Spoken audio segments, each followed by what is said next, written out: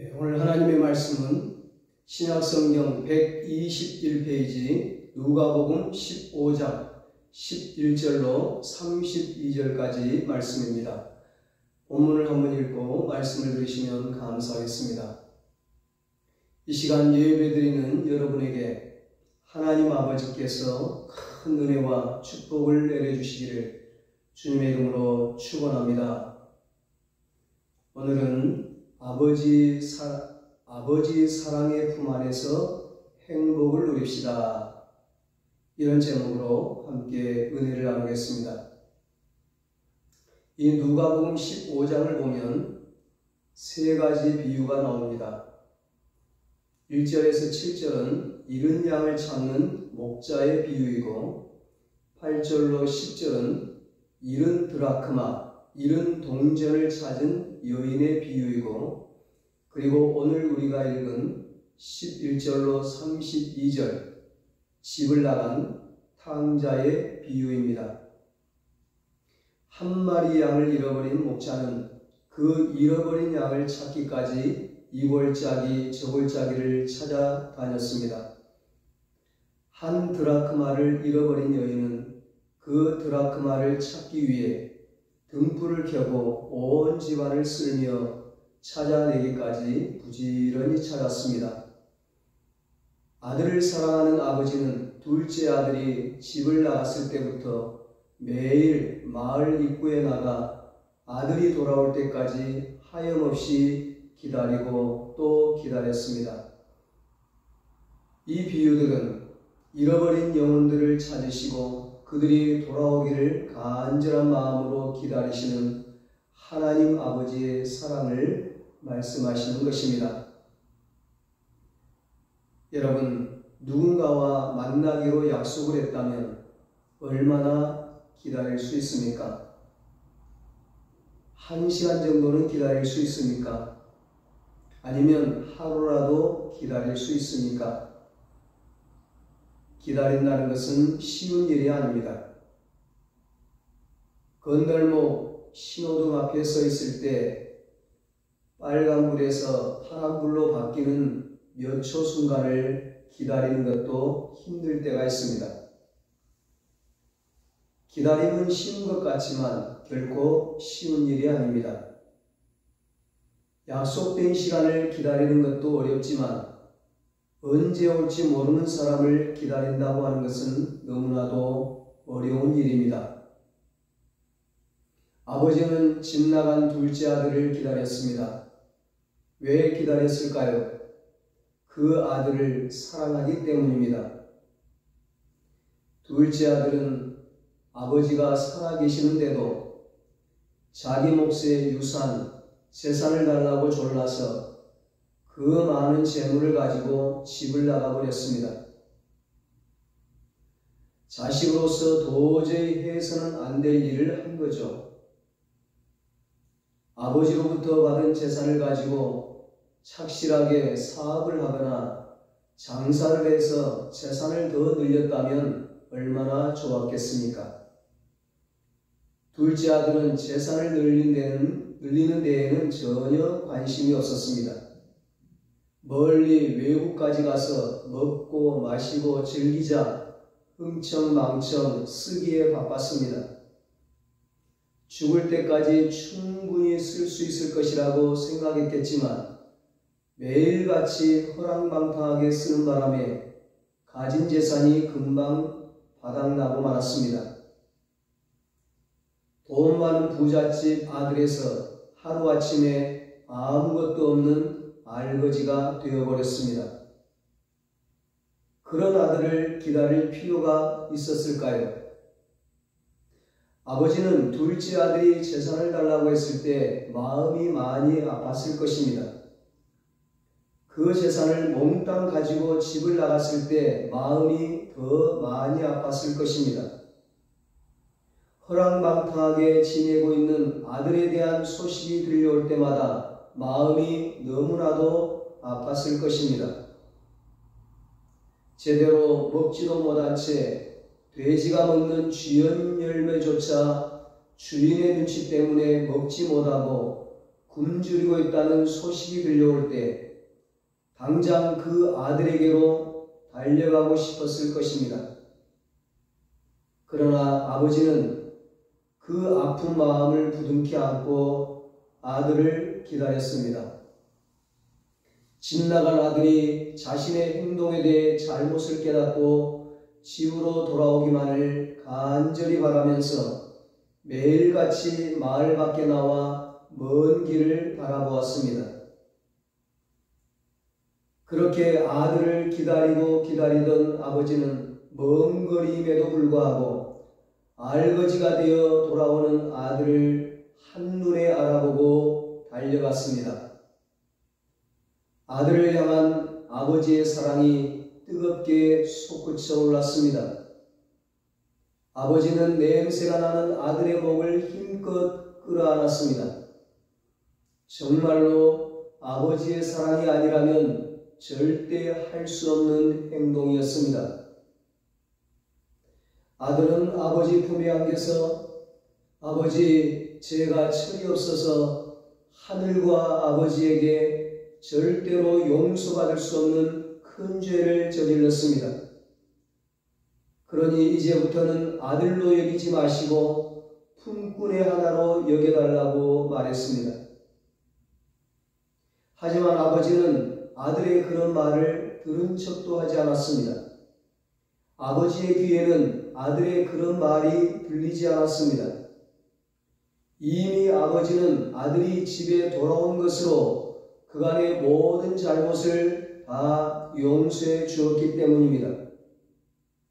아들로 인하여 아팠던 마음이 아들을 보는 순간 눈 녹듯 다 사라져버렸기 때문입니다.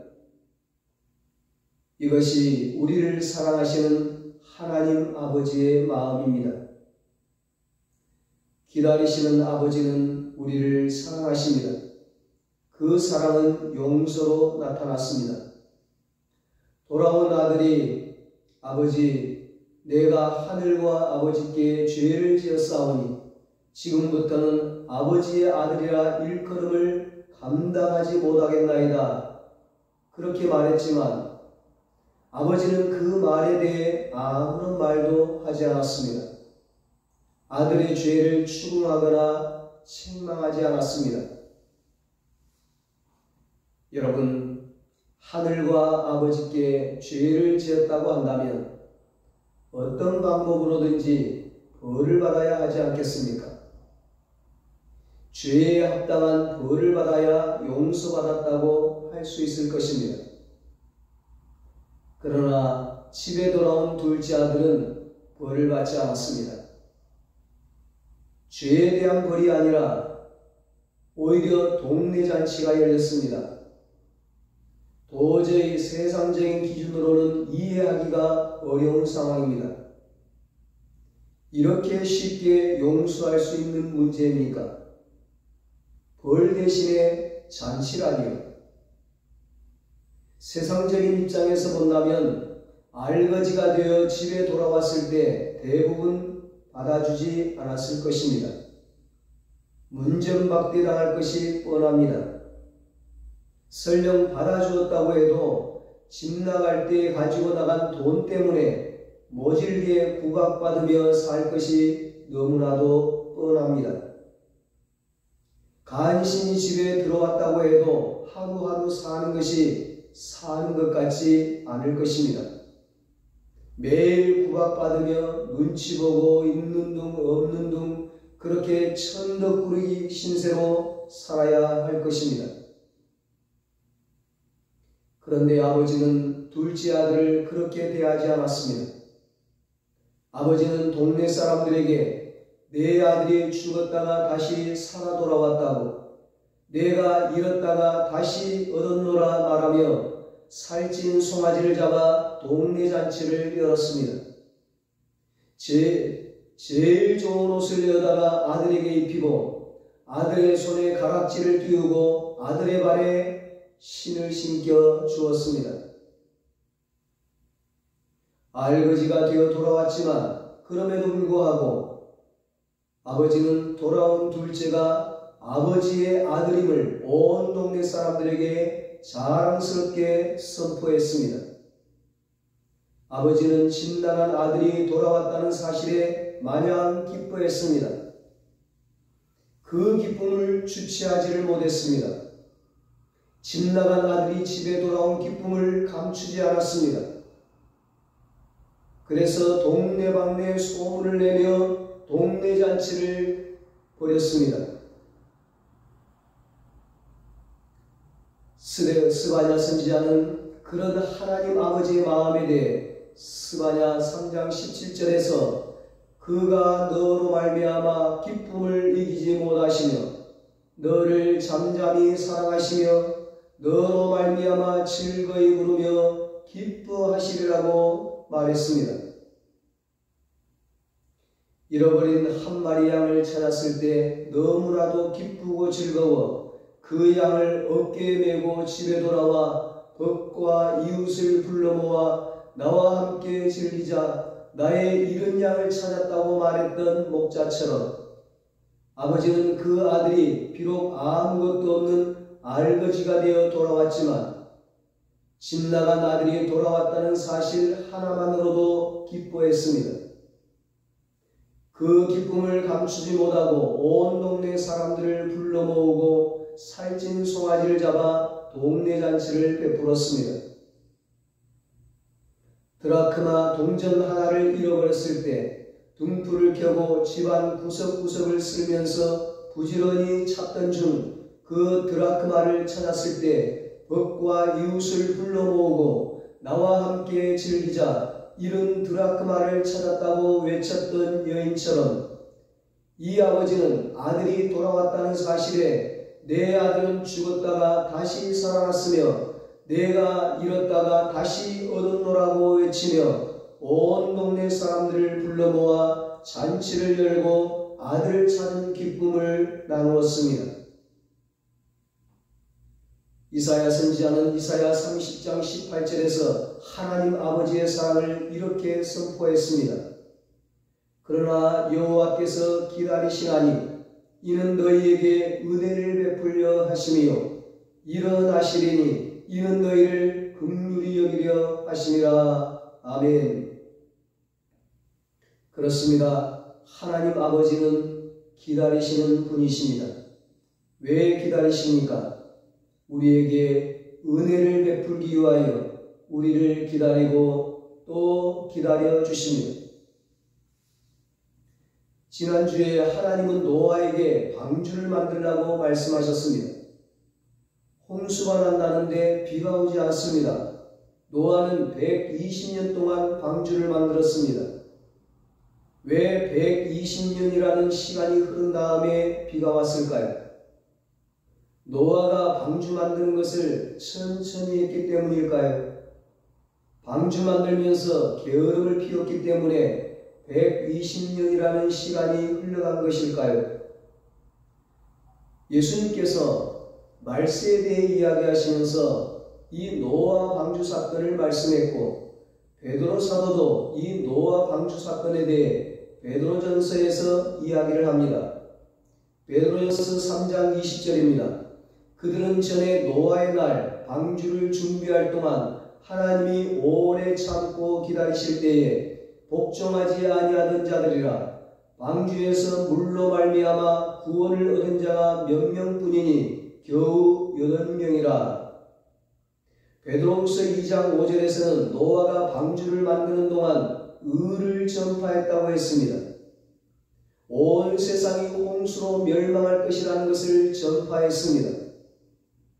죄악을 버리고 회개하고 하나님께로 돌아오라고 전파했습니다. 하나님은 그 말을 들은 사람들이 하나님께로 돌아오기를 기다리고 기다렸습니다. 그래서 금방 비가 내리지 않고 120년이라는 세월이 지나간 것이었습니다. 하나님은 하나님을 버리고 죄악 가운데 살아가는 사람들이 하나님께 돌아오기를 120년 동안을 기다리셨습니다. 하나님은 예수님을 십자가에 못 박아 죽이고 죄악 가운데 살아가는 사람들이 하나님께 돌아오기를, 그들이 구원 얻기를 2000년 동안을 기다리고 계십니다. 예레미야 선지자는 예레미야애가 3장 40절 41절에서 우리가 스스로 우리의 행위들을 조사하고 여호와께로 돌아가자 우리의 마음과 손을 아울러 하늘에 계신 하나님께 들자고 외쳤습니다. 호세아 선지자도 호세아 6장 1절 2절에서 오라 우리가 여호와께로 돌아가자 여호와께서 우리를 찢으셨으나 도로 낫게 하실 것이요 우리를 치셨으나 싸매어 주실 것이니라. 여호와께서 이틀 후에 우리를 살리시며 셋째 날에 우리를 일으키시리니 우리가 그의 앞에서 살리라고 외쳤습니다. 그러나 그 말을 들은 사람들은 하나님께로 돌아오지 않았습니다. 하나님의 말씀을 외면했습니다. 하나님을 등지고 죄악을 범하며 스스로 멸망의 길로 나아갔습니다. 사랑하는 여러분, 우리는 하나님께로 돌아가야 합니다. 잘못한 일이 있을지라도 날마다 우리는 하나님께로 나아가야 합니다. 시편 기자는 시편 73편 28절에서 하나님께 가까이함이 내게 복이라고 말했습니다. 이 고백이 바로 우리 모두의 고백이 되어야 합니다. 히브리서 기자는 히브리서 4장 16절에서 그러므로 우리는 긍휼하심을 받고 때를 따라 돕는 은혜를 얻기 위하여 은혜의 보좌 앞에 담대히 나아갈 것이니라 말했습니다. 우리는 하나님께 가까이 나아가야 합니다. 하나님의 긍휼하심을 받고 때를 따라 돕는 은혜를 얻기 위하여 은혜의 보좌 앞에 담대히 나아가야 합니다. 우리가 죄를 범한 죄인이라 할지라도 당당하게 하나님 앞에 나아갈 수 있는 이유는 바로 우리가 하나님의 자녀이기 때문입니다. 시편 27편 9절, 시편 38편 21절에서 다윗이 고백합니다. 주의 얼굴을 내게서 숨기지 마시고 주의 종을 노하여 버리지 마소서. 주는 나의 도움이 되셨나이다. 나의 구원의 하나님이시여 나를 버리지 마시고 떠나지 마소서. 여호와여 나를 버리지 마소서. 나의 하나님이여 나를 멀리하지 마소서. 시편 71편 9절 18절에 늙을 때에 나를 버리지 마시며 내 힘이 쇠약할 때에 나를 떠나지 마소서. 하나님이여 내가 늙어 백발이 될 때에도 나를 버리지 마소서 말씀합니다. 우리가 늙어 백발이 된다 할지라도 하나님은 우리를 절대로 버리지 않습니다. 사람들은 우리를 버린다 할지라도, 부모는 우리를 버린다 할지라도, 자식들은 우리를 버린다 할지라도 하나님은 우리를 버리지 않습니다. 시편 41편 10절에 하나님은 우리에게 두려워하지 말라 내가 너와 함께함이라 놀라지 말라 나는 너의 하나님이 됨이라 내가 너를 굳세게 하리라 참으로 너를 도와주리라 참으로 나의 의로운 오른손으로 너를 붙들리라 말씀하셨습니다. 뿐만 아니라 요한복음 10장 28절에서 내가 그들에게 영생을 주노니 영원히 멸망하지 아니할 것이요 또 그들을 내 손에서 빼앗을 자가 없느니라 말씀하셨습니다. 여러분, 어떤 상황에 놓이게 된다 할지라도 잊지 않고 항상 기억해야 할 것은 우리가 하나님의 자녀라는 사실입니다. 아버지는 돌아온 둘째 아들을 있는 그대로 받아주었습니다. 가지고 나간 돈을 다 갖고 돌아오면 그때는 받아주겠다고 하지 않았습니다. 냄새나는 옷을 버리고 새 옷으로 갈아입고 오면 받아줄지 말지 한번 생각해 보겠다고 하지 않았습니다. 온 동네 사람들 앞에서 큰 소리로 아버지 잘못했습니다. 다시는 그러지 않겠습니다. 빌고 용서를 구하면 받아주겠다고 하지 않았습니다. 아버지는 돌아온 아들을 아무런 조건 없이 있는 그대로 받아주었습니다. 아버지의 기다림이 사랑이라고 한다면 아버지의 받아줌은 용서였습니다. 마을 밖에서 아들이 돌아오기만을 기다리던 아버지가 돌아오는 아들을 보았을 때 이미 아버지는 아들을 용서했습니다. 아니, 그 전에 이미 용서했습니다. 동네 밖에 나와 기다릴 때 이미 용서하고서 아들을 기다리고 있었던 것입니다. 아니, 돈을 달라고 할 때, 돈을 가지고 집을 나갈 때 이미 아버지는 아들을 용서했던 것입니다. 사랑하는 여러분, 하나님은 우리를 있는 모습 그대로 받아주셨습니다. 우리의 죄를 아주 깨끗하게 정리했기 때문에 받아준 것이 아닙니다. 허랑방탕하게 다 써버린 돈을 원래대로 다 되돌려 놓았기에 아들로 받아준 것이 아닙니다. 돼지 냄새가 가득한 옷을 다 벗어버리고 깨끗한 옷으로 갈아입었기 때문에 받아준 것이 아닙니다. 더러운 냄새가 남에도 불구하고 그 아들을 안아주셨습니다. 하나님 아버지는 예수님의 십자가의 보혈을 통하여 동이 서에서 먼 것 같이 우리의 죄가를 우리에게서 멀리 옮기셨습니다. 히스기야 왕이 죽을 병에서 고침받고 하나님께 기도합니다. 이사야 38장 17절입니다. 주께서 내 영혼을 사랑하사 멸망의 구덩이에서 건지셨고 내 모든 죄를 주의 등 뒤에 던지셨나이다. 아멘. 하나님 아버지는 우리 안에 있는 죄악을 보시는 것이 아니라 우리를 위하여 죽으신 예수님을 보십니다. 여러분, 기다려주시는 아버지의 사랑은 변함이 없습니다. 오늘 돌아오면 용서하고 받아줄 수 있지만 내일 돌아오면 절대 용서하지 않을 것이고 받아주지 않을 것이다. 그런 사랑이 아닙니다. 우리가 하나님 아버지께로 돌아올 때까지 기다려주시는 분이십니다. 요한계시록 3장 20절에 말씀합니다. 볼지어다 내가 문 밖에 서서 두드리노니 누구든지 내 음성을 듣고 문을 열면 내가 그에게로 들어가 그와 더불어 먹고 그는 나와 더불어 먹으리라. 아멘. 예수님께서 언제까지 문 밖에 서서 두드리실까요? 오늘 문을 열면 들어오시겠지만 내일 문을 열면 들어오지 않으실까요? 예수님은 우리가 문을 열 때까지 문 밖에 서서 문을 두드리십니다. 문을 열 때까지 기다리고 또 기다리십니다.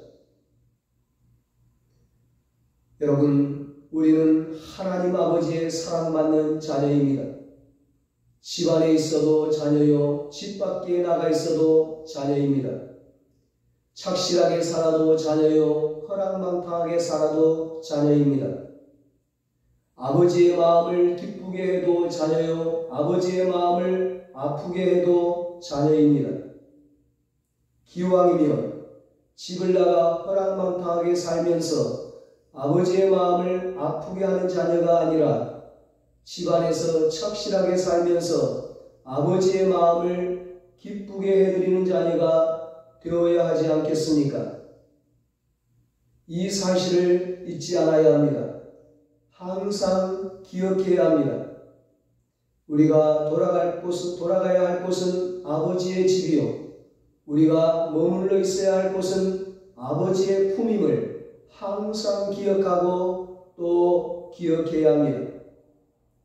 아버지의 집에 있을 때 우리는 아들로서 대우를 받을 수 있습니다. 기다리시는 아버지의 사랑은 한결같습니다. 영원토록 변함이 없습니다. 집 나갈 아들도 사랑하고 집안에 있는 아들도 사랑하십니다. 기왕이면 집안에서 아버지의 품 안에서 아버지의 사랑을 받으며 기쁘고 행복하게 살아야 되지 않겠습니까?